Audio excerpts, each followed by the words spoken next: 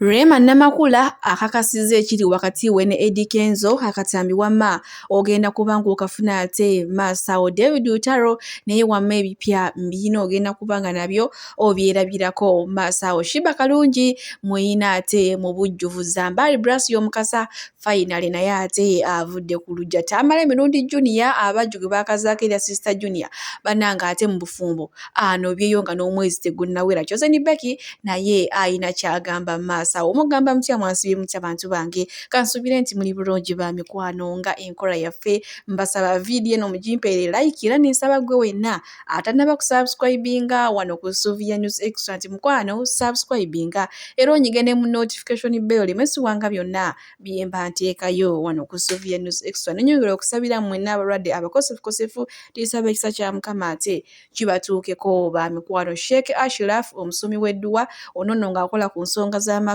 business zo tezitambula bulungi oyagala butuuze bweru oba ogubye ku by'okugenda ebweru biganye mukubireko ate ku nnamba ye weeryawo wamajja kulombera edduwa so ogenda kuddamu kwejusa munange nkuvuze butereeva ate ewa Rema Namakula ngenda soka ngutereko kana akatambi akugamba akasaturatinze ku social media wonna ate male oluvannyuma nkubulira Rema Namakula kiki kyatunyonyodde agamba nti bina bye yakoze tabyejjusa yabikoze abitegeera kubanga oli taata wa mwana we tagenda kumusanga ate beeyisinganye ate amuvumye ate akole kino kubanga munaye nti ng'ava ewuwe talina kabi konna ke yamukola ye nga ye yeeyagalira n'ava mu maka ago bannange what are you saying so okulabe Rema Namakula akatambi kano tweyongere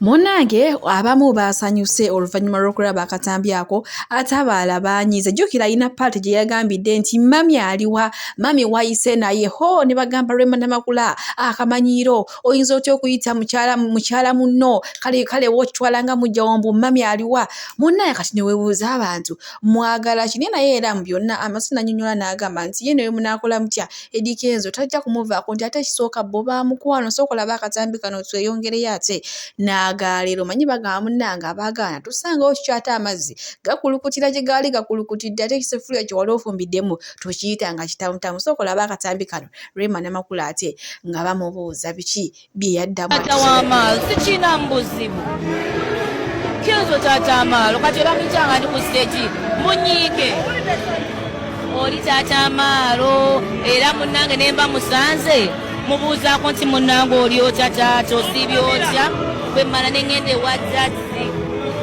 okukamera ng'obuuzake muwe kitiibwa yinza obutakukamera but I respect him kuba taata wa Aamal Rema Namakula bw'atyo munanga ate abannyonnyoddemu mwenna abagambye ye Kenzo taata wa mwana we balina omwana kale wadde buno obudde wamusanga tasobola kufukamira nti oba yaayaane oba akole ki naye ng'asigala amuwa ekitiibwa naye ng'alinayo bebi we oli Dokita Amuza kale bwe tuli so mwenna abadde bagamba mbwe nedda alina akamanyiiro mbw ayinza ate okumuyita simanya story kimaani biki bannange lwaki muyingirira mu lave ezitali zammwe kale wamaawo ekiseera kyekimu ate nkututteko ewa Tamale Junior ono muyina Masawo ng'akakasa agamba nti omukyala yabadde yamuwasizza wadde amwagala nnyo nti era ewaabwe taata we alina ssente naye obufumbo bumulemye era olwokuna olujja agenda kunoba ye yeddireyo ewuwe yeetuulire obufumbo buno alabika tanaba kutuusa ate sooka olaba akatambi kano tweyongereyo ate n'agaaliro bannange Tamale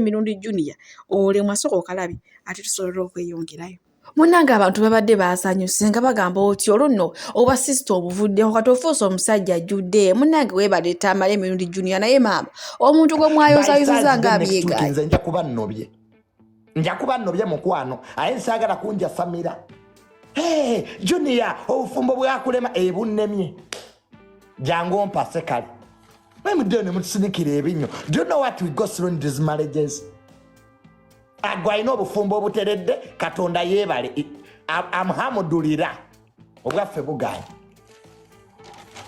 ku lwokuna nnyenda kunoba wiiki ejja ze mpapula zino za divorce zizo nyinda kuandika divorce njiwero ya wange nzire wange nebake nze sejja kulekana nabakazi era omukazi aliyeyo ngaloza mbojja kunnumya omutwe mukwano werimbi nze aikamwandigo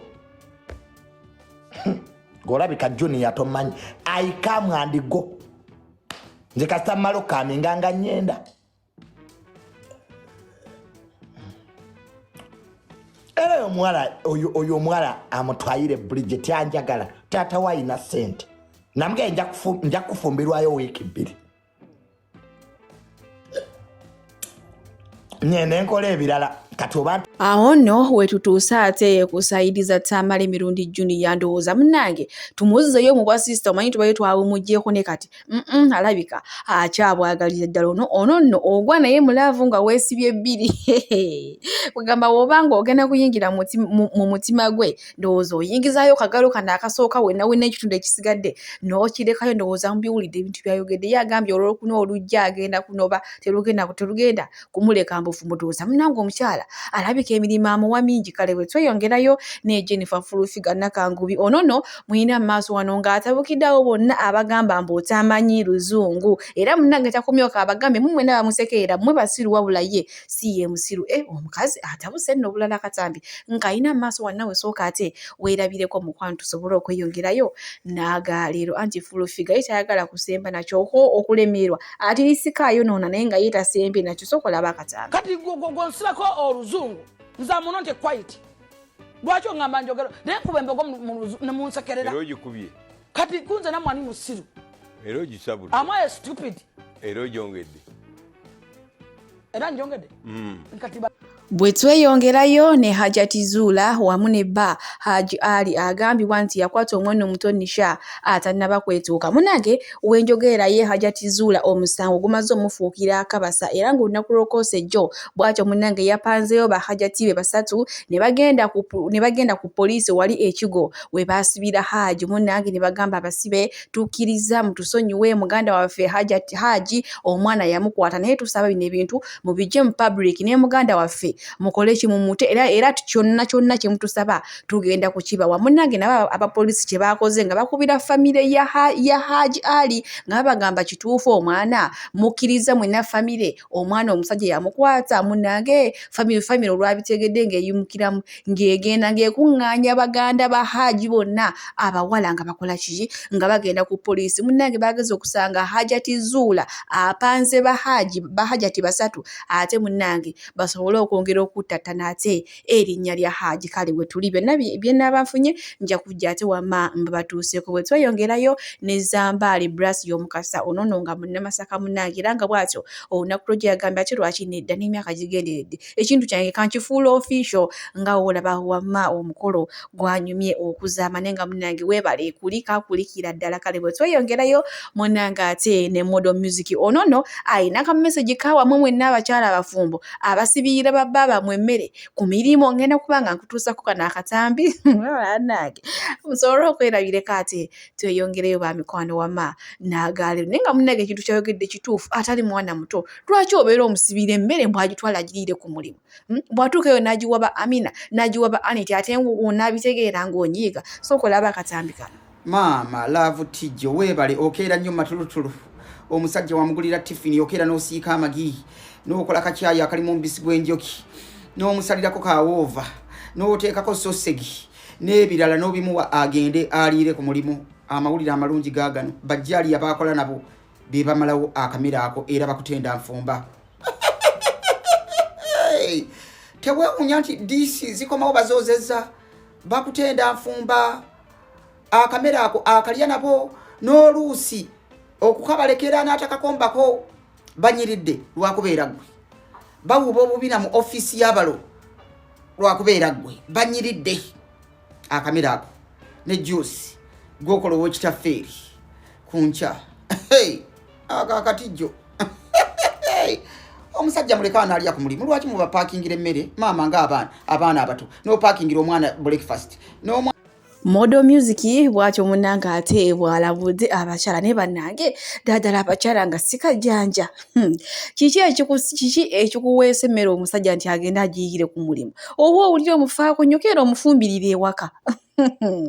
Kale buterevu tweyongerayo ne Shiba Kalungi mama Tuusu mama kali munda omukyala akyasinze okunyirira ng'ali lubuto munange olunaku olwaleero ate mukama bwatyo bwasiimye n'amwongerako omwaka omulala era nga buno obudde olunaku olwaleero awezezza emyaka 35 bweddu. Abantu bangi bamwagaliza amazaalibwa amalungi era nga mwe mubadde ne Nicki Minaj nga woolaba awo n'abantu abalala bangi nnyo munange nenga naffe wano ku Sylvia News Extra tukwagaliza amazaalibwa amalungi wamu ate n'okusumulukuka okulungi. Bannange mwana muwala ono yeeyagadde n'olubuto oba alina gw'alumya ayinza okuba ng'alumya mujja we Juliana Kanyoomoozi kubanga ye bino byonna teyabikola ne maama ono ye ng'abyekoze ne baba obanga gw'olumya mukyala kendeeza. Kale bwe tuli mu kiseera kyekimu munnange era ne dansa we liita dansolo munnange naye olunaku olwaleero era mukama bw'atyo bw'asiimye ate n'amwongerako omwaka. Bannange nno binyuma boss n'omukozi nga bonna bazaalibwa olunaku lumu. Oh my God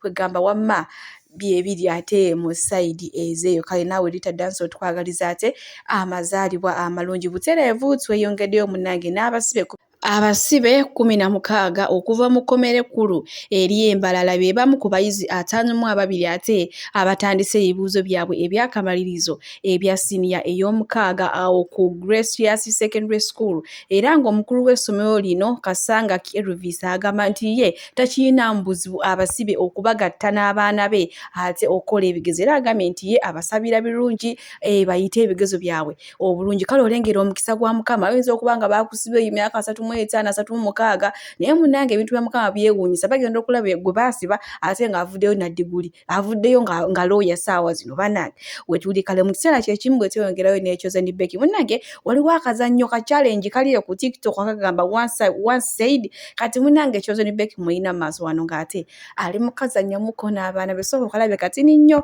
ate tweyongereyo n'agaleero anti ono omwana namanyi naye alina omuzannyo mungi oba lwakuba yazaala mangu. Once said toyagala kumanya. Once said bana mwaone nindo yange. Edda once said lazalo mzungu mwana. Once said mwana mwe mukulanga. Omwana oyo muwala asooka mumuyita Rebecca. Jibu ngakusukuma. Heather once said temutawula nevibu zake. Nina biki? Ebizibu zake. Once said mwanange. Once said mwanange kwagala nnyo festival wange. Wiwo. Heather once said mwana wange kwagala nnyo. Once said gwe nkukube wago ina makumu. And once said nashtunulira. Rim once said nze mumpite sisi ne muganda wange.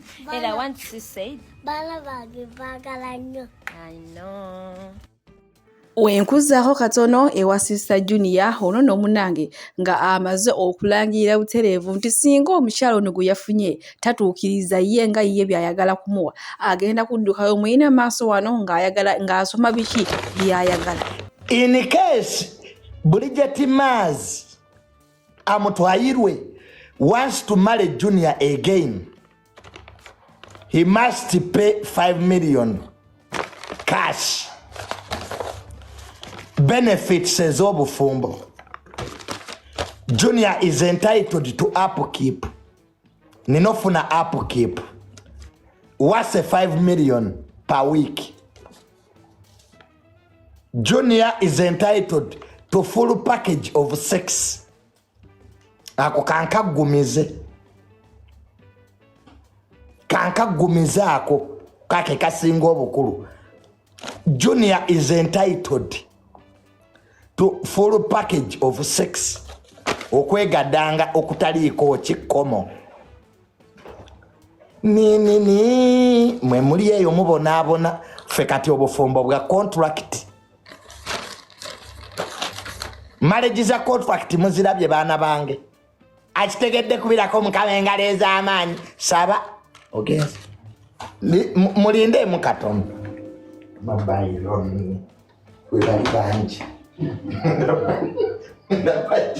ndabajja mwezaki yes kati musooke mumpeereza ebirabo bw'atyo munnange Sister Junior y'ebyobufumbo abyesambye okuggyako nga Bridget agenda kutuukiriza ebyo bye muwulidde asoma naye maama Sister Junior nga wa bbeeyi omwe wiiki emu obukadde 5 naye na munnange Sister Junior ono gwe mulaba ku social media mulala nnyo noono nga tali ku media munnange nno omwana alina empisa ayogera bulungi mukkakamu naye neebuuza oba kiki ekimulinnya ku mutwe kasita ajja ku media munnange abeera muntu mulala nnyo tategeereka naye nga tuzze eno mu by'obuntu bambi muvubuka ayina empisa abalungi abatuwuliriza era abatulaba olunaku olwaleero tukyaddeko ewa Sheikh Asiraf Dembe sebo nsanyusa okubalaba amannya agange Seeka Asiraf Dembe akola ku bizibu by'enjawulo omuntu singa aba alina ebirwadde musomereddwa tumuwa amazzi ga lukuya nga bw'obadde ogalaba tugenda abantu ku kyoto ne twokya emizimu emibi egibabaamu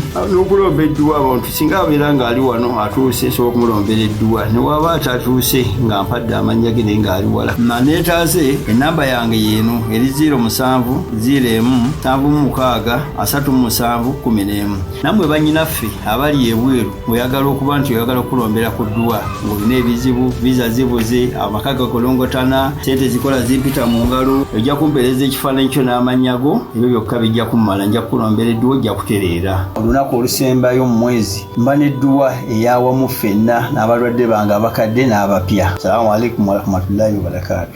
Bwe tweyongerayo ne David Utaro bo munange bafaani bamulagidde ddala omukwano era nga mwe mwabadde neyeekuba ttatu ye buno obutambi ngenda kubanga ate mbatuusaako maaso wano kw'otadde n'oyo avuddeyo n'asekerera abo bonna abaali bagamba nti konsati ya David Utaro bambi egenda kumusala bamu bagambye nti bamutegese ku Serena ebeera y'abantu baasemba kale ngenda kubanga byonna mbibatuusaako.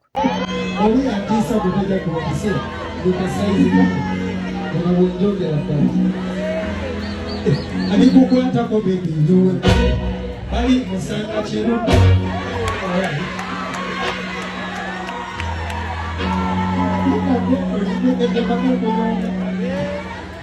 alikukwatako baby ndowe bali musanga kiruka wena musonga kalima zime kala bya kibuga akuye tuti kuzima oyo musolubuti ani asomulira sinabuti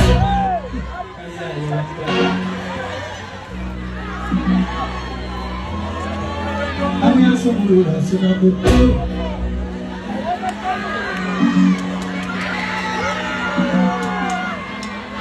akuye tuti kuzima oyo musolubuti ani asomulira sinabuti Sista Chucha, panorama no chiroto, panorama chanyuma weto.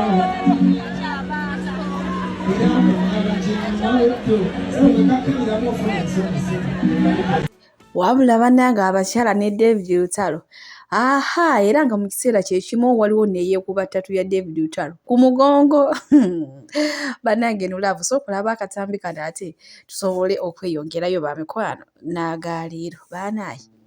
Thank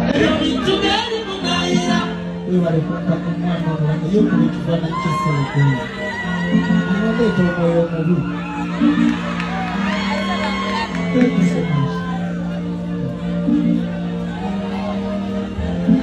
Kuna wetu yosi wetu eisi, eba bintu byeri kumaira, kusoni wakanangera wachika, tetuwambagana tutachijambula. Bomunange abantu David Utaro bamulagidde ddala omukwano era nga maaso wano waliwo alina kyagamba ngenda kubanga ate mubalekerako era nze munzikirize mbasibulire wano omukama abampeere kyonna kyemusinga okwagala gwe wenna ayagala Souvenirs Extra BF Suma Herbal Research Clinic bajjanjabisa ddagala lya butonde era nga bajjanjaba endwadde zonna bakubireko ate mukwano weefunire ebisingawo toddeyo n'olumizibwa ebirwadde ebitategeereka wama nga babbiye nchagadde nkole submission eno nga at least waweddewo olunaku ng'abangi kummwe mulaze bayasiza mmwe we ziri abamu kummwe nga mweswazizza n'ebirala omwami ono David Lutalo yakubye concert ye at 100%. There's no lie. Omwami ono Kabako yakubye concert ye once again at 100%. Actually wana wali omuntu eyan surprise nze kubanga ku cha David Lutalo nadde nkisuubira. I knew it because he has the fan base. Ate abantu ba Lutalo bali eyo basirikidde by the way. Kizibu nnyo okusanga abantu ba Lutalo nga bali wano bali mu kwereega simanyi biki. Abantu ba Lutalo oyo actually noba n'aba Eddy Kenzo n'aba Shiba muyimbi ky'omulala olwawo okubasanga nga bali mu kwereega n'abantu. So I never silent fans be abatamu disappointing. Naye ate ne class ya fan base ye ya njawulo eya David Lutalo. Now let's talk about the facts. Omwami ono tiketi ze ez'emitwalo 15 I'm not sure nenga zabaddawo zenjagala okwogerako naye ate tudde ne ku tiketi z'ono Kabaka ez'omutwalo nti David tiketi ye bayadde ku mitwalo 15 ya ordinary. David Kabaka yeetaaga abantu 15 okuweza tiketi emu eya David Lutalo.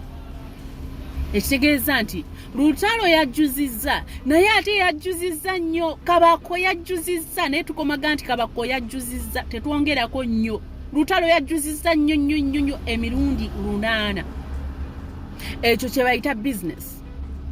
Nti Kabaka abakubanga akutte concert yeno naga Lutalo maliriza concert naye kangumiikirize. Kabaka yandibadde akwata abantu abali n'abagala Kabaka ne David Lutalo n'abateeka ewuwe. Bino ebintu tubyogera ne munyigira bwereere. Gano goge mazima. Zino concerts zemukola lwa excitement lwa peer pressure Kabaka katukusindikeyo gundi gendo omugendeko ojamu wangula. Bino bye mufunamu. Lutalo yakulunzizza tiketi yeja. Nagitundamu abantu ba Kabaka 15 oba 10. I'm not sure about that. Siri sure ku sente neza tezabadde wansi w'emitwalo 10. So you can imagine. David Lutalo nayimirira ku stage n'awoomesa ekintu kye n'ayambala bulungi ne kakola drama nga mulungi ne kazina nkayitaka kubanga mwakavoola nnyo kataata ka David kataata kayambadde bulungi kayimbye bulungi drama yabadde mulungi nnyo.